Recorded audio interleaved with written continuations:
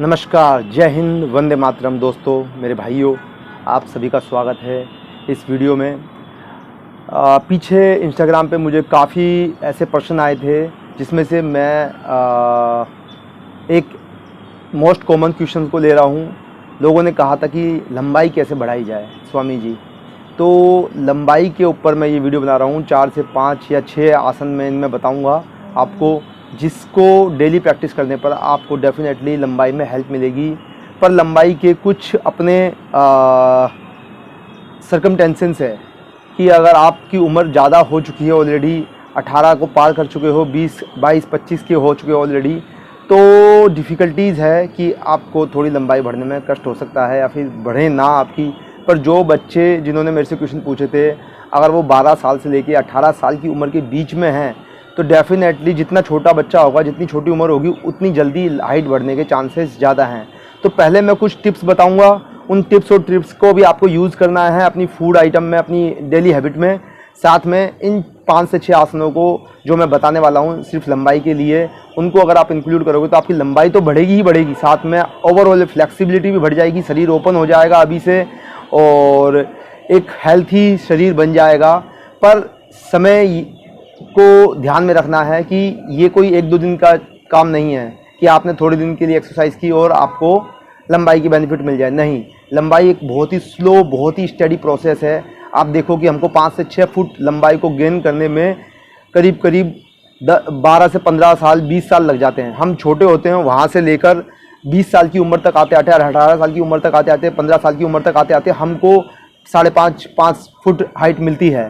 तो ये समझ के रखना है और बहुत ज़्यादा इसमें डिफरेंस नहीं होगा। अगर आपने अपने शरीर के हिसाब से लंबाई अचीव कर ली है, उसके बाद आप उसमें सिर्फ कुछ इंचेस में बढ़ोतरी कर पाओगे, तो वो आपको बेनिफिट देगी। ज़रूर आपको ये एक्सरसाइज बेनिफिट देगी अगर आप इनको लंबे समय तक करोगे। एटलीस्ट कम से कम 4 से 5-6 महीने आप डेली करोगे तो आपको शरीर के ऊपर हेल्दी बेनिफिट्स तो ज़रूर मिलेंगे ही मिलेंगे, पर साथ में आपको इसके अलावा और भी अच्छे बेनिफिट्स ज़रूर मिलेंगे जो भी आपको लाइफ में हेल्प करेंगे और आपका शरीर एकदम स्वस्थ, सुदृढ़, मजबूत हो जाएगा इन सब चीज़ों को करने से।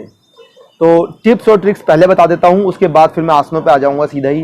तो टिप्स, एक सिंपल सी टिप्स है कि आप हर रोज़ खाने में या तो दही के साथ, अगर दही नहीं खा सकते तो दूध के साथ, और दूध भी नहीं पी सकते तो थोड़ा सा 1 कप पानी के साथ, ठीक है, आपको 1 चुटकी चूना या तो रात में सोने से पहले या दिन में खाने में, कभी भी खाने के बाद, या खाने में डाल के या दूध में डाल के या दही में डाल के या पानी में डाल के 1 बार लेना है, दिन में 1 बार। और ये प्रोसेस आप 3-4 महीने तक जारी रखो, ठीक है, और छोड़ दो उसके बाद, इसको हमेशा के लिए नहीं करना।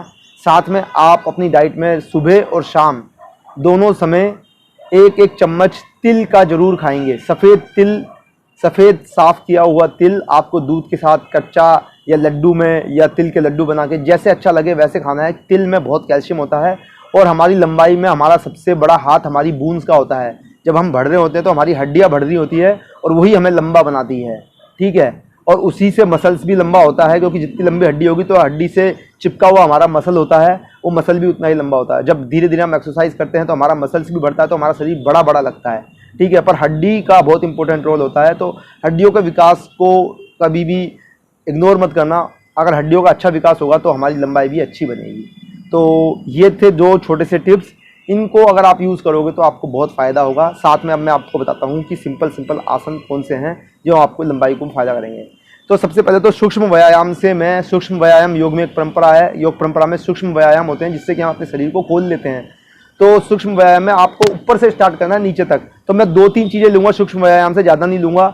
एक तो नेक की स्ट्रेचिंग, अगर आप नेक को स्ट्रेच करते हो तो आप अपनी नेक को थोड़ा सा लंबा कर सकते हो। अगर आप इसमें सेंटीमीटर्स में भी इसकी लंबाई बढ़ा दोगे तो ओवरऑल बॉडी पे जब आप सेंटीमीटर में थोड़ा थोड़ा पार्ट बढ़ेगा तो वो 1 इंच बढ़ जाएगा, तो आपको लंबाई में कुछ फ़ायदा होगा।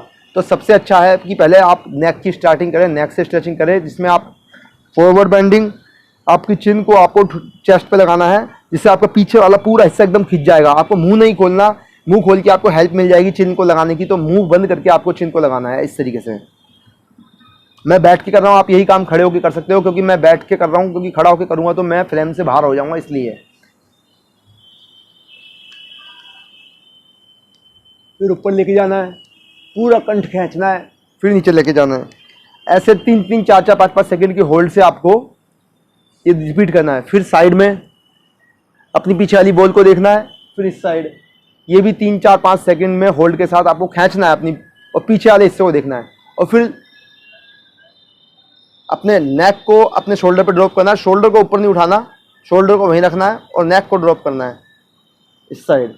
तो ये पूरा का पूरा पार्श्व एरिया आपका खींचेगा, इससे आपकी गर्दन की थोड़ी लंबाई बढ़ जाएगी। ठीक है, साथ में आपको हाथों का भी ध्यान रखना कि आपकी बॉडी की अगर लंबाई बढ़ रही है पीठ की और रीढ़ की हड्डी की, पैरों की, तो आपकी हाथों की भी लंबाई उसी हिसाब से, उसी अनुपात से बढ़े। तो आपको हाथों को भी खींच लेना है थोड़ा थोड़ा, 4-4, 5-5 सेकंड से, कुछ इस तरीके से ऊपर और नीचे। ये बहुत छोटी छोटी एक्सरसाइजें हैं पर बहुत काम की है और आपकी स्ट्रेचिंग को बहुत इंप्रूव कर देगी। अब आते हैं हम लेग्स पे। तो हमारे हार्म स्ट्रिंग को खींचने के लिए हमें सबसे बेस्ट है पश्चिमोत्तानासन। पश्चिमोत्तानासन में आपको लेग को आगे की तरफ खींचना है, अपने घुटनों को लॉक कर लेना है, लेग को बिल्कुल स्थिर कर देना है। ठीक है, और अपनी रीढ़ की हड्डी को सीधा करके श्वास भरेंगे, श्वास छोड़ते हुए आगे की तरफ आएंगे। कोशिश करेंगे कि अपने बैक को हंच ना करें, अपनी पेट को अपनी जांघों से अड़ाने की कोशिश करें, अपनी छाती को अपने घुटनों से अड़ाने की कोशिश करें। अगर सर ना लगे कोई प्रॉब्लम नहीं, पर अपने पूरे स्पाइन को आगे की तरफ खींचना है और अपने अंगूठों को पकड़ लेना है। शुरुआत में आपको बहुत डिफिकल्टीज होगी, आप नहीं पकड़ पाओगे, पर डे बाय डे अगर आप करोगे तो 15-20 दिन में, महीने भर में आप इसको अचीव कर लोगे। कोई ज़्यादा कठिनाई वाली बात नहीं, पर उसमें आपका हार्म स्ट्रिंग और आपका लोअर बैक का जो एरिया है वो बहुत तेज़ी से खींचेगा, जिसमें हार्म स्ट्रिंग को बहुत ज़्यादा खिंचाव आएगा और आपके पैरों की लंबाई बढ़ेगी। तो आगे से पकड़ लिया और आराम से झुकते हैं। अब इस आसन में हमको 10 सेकंड होल्ड करना है और 2 से 3 बार आप इसको रिपीट कर सकते हो। हाथों को ऐसे खींचा, लेग्स को पूरा चिपका दिया जमीन पे,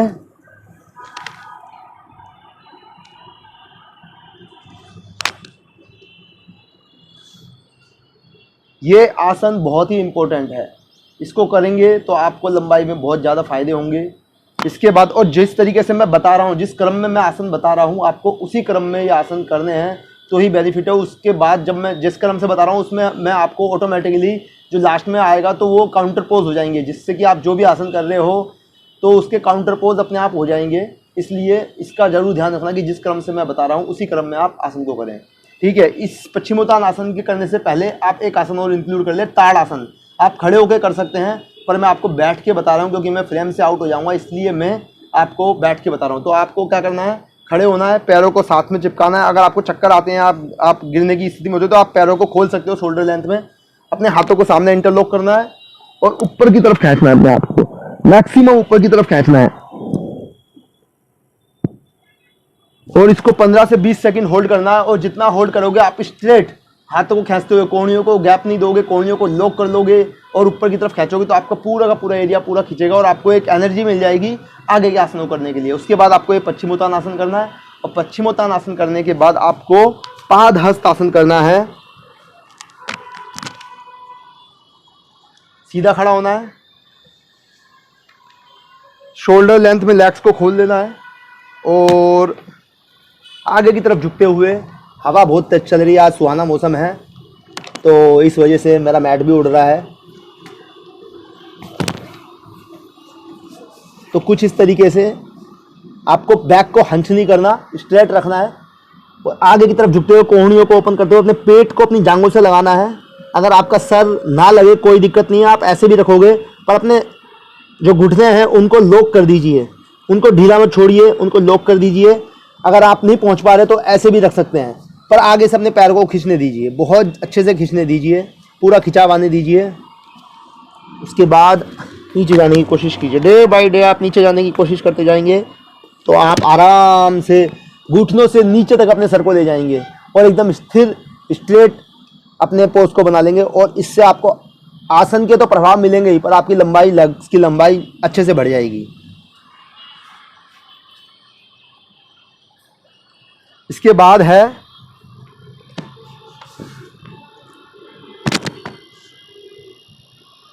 जानु शीर्षासन। जानु शीर्षासन में एक लेग सीधा रहता है और एक लेग आलती पालती की स्थिति में ऐसे मुड़ जाता है। इसमें भी आपको कुछ पश्चिमोत्तानासन की तरह आगे की तरफ फॉरवर्ड बैंड होना है और अपने बैक को हंच नहीं करना, सीधा आगे जाना है। पकड़ना है ऐसे लेग को और नीचे,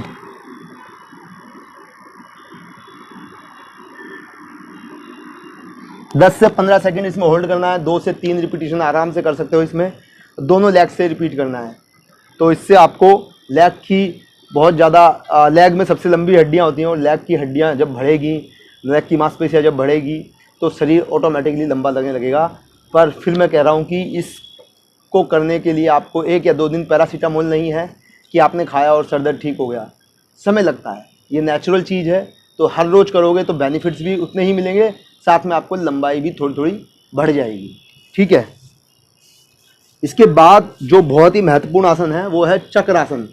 चक्रासन को करने से आपके जो धड़ की लंबाई है और जांघ के आगे का जो हिस्सा है उसकी क्वाड मसल्स की लंबाई वो बढ़ जाएगी। तो चक्रासन में जाने के लिए आपको सिंपली इस तरीके से अपने आप को बैठना है, लेटना है, एड़ियों को अपने पास लेके आए, सर को ज़मीन पर रखें, हाथों को सर के पास, कानों के पास रखें, गहरी लंबी श्वास भरे जिससे कि आप ज़्यादा देर तक होल्ड कर पाएँ। जब श्वास अंदर रहेगी, क्योंकि इसमें चेस्ट ओपन हो जाता है तो श्वास बहुत तेज़ी से भर जाता है और फिर थक जाते हैं। तो चेस्ट में अच्छे से श्वासों को भरें और फिर हल्के हल्के श्वासों को छोड़ते हुए ऊपर उठ जाएं। जैसे भी ऊपर उठ सकते हैं धीरे धीरे ऊपर उठने की कोशिश करें। तो इससे आपका धड़, आपका अग्र, पेट का अग्र हिस्सा बहुत तेज़ी से खींचेगा, जांघें तेज़ी से खींचेंगी और आपका स्पाइन फ्लेक्सिबल हो जाएगा। तो आपकी लंबाई में बहुत सहायक है। सबसे सहायक यही रहेगा आपकी लंबाई में, क्योंकि आपके बीच वाले हिस्से को ये बढ़ाएगा।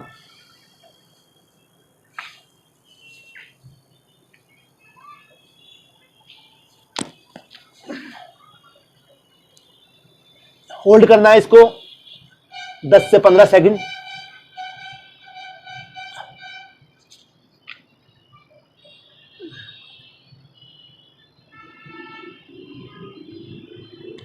तो फिर आराम से नीचे आ जाना है। 2 से 3 बार इस आसन को रिपीट करना है। जैसे कि मैंने अभी हार्ड शरीर से किया है तो इतना सुंदर नहीं दिख रहा होगा, पर 2 से 3 बार जैसे ही आप करोगे तो आपके शोल्डर ओपन हो जाएंगे। और मैंने वार्म अप नहीं किया था, और जैसे ही आप थोड़ा सा गर्म हो जाएगा आपका स्पाइन, तो 2 से 3 बार जब रिपीटेशन करोगे तो ये और डीप होता चला जाएगा और यहाँ खिंचाव आता चला जाएगा और जांघों में खिंचाव आता चला जाएगा और स्पाइन फ्लेक्सिबल होता चला जाएगा, शोल्डर ओपन हो जाएगा। तो आपको और बेनिफिट तो मिलेंगे, साथ में लंबाई भी आपकी इससे बहुत ज़्यादा बढ़ेगी। इसको करने के बाद आपको करना है सर्वांगासन। इसको करने के तुरंत बाद आपको सर्वांगासन करना है और सर्वांगासन से आपको हला आसन करना है। तो ये 3 आसन लगातार एक के बाद एक चलेंगे और फिर वापस आ जाएंगे। तो सर्वांगासन से आप, ये इसका काउंटर पोज हो जाएगा हला आसन से, और आपका स्पाइन जो है बैक साइड है वो बहुत ही ओपन होगा, खींचेगा। जब आप हला आसन करोगे तो उसकी लंबाई बढ़ेगी। अभी हमने पेट की लंबाई बढ़ाई, अब हम स्पाइन की लंबाई बढ़ाएंगे। तो सर्वांगासन के लिए ऊपर उठेंगे ऐसे 15 से 20 सेकंड सर्वांगासन में होल्ड करेंगे और फिर धीरे धीरे धीरे धीरे धीरे पैरों को सीधा रखते हुए सर के पीछे चले जाएंगे और अपने हाथ को ऐसे खींचेंगे। इस परिस्थिति में जाने पर आपका ये हिस्सा, स्पाइन का ये हिस्सा तेज़ी से खींचेगा, हिप तेज़ी से खींचेगा और जो हिप से स्पाइन जुड़ा हुआ है यहाँ पर एक खिंचाव आएगा और उसकी लंबाई बढ़ेगी, इसकी लेंथ बढ़ेगी। 10 से 15 सेकंड इधर होल्ड करने के बाद आपको पैरों को धीरे धीरे मोड़ना है, कानों के पास लाना है, कर्ण पीड़ा आसन करना है।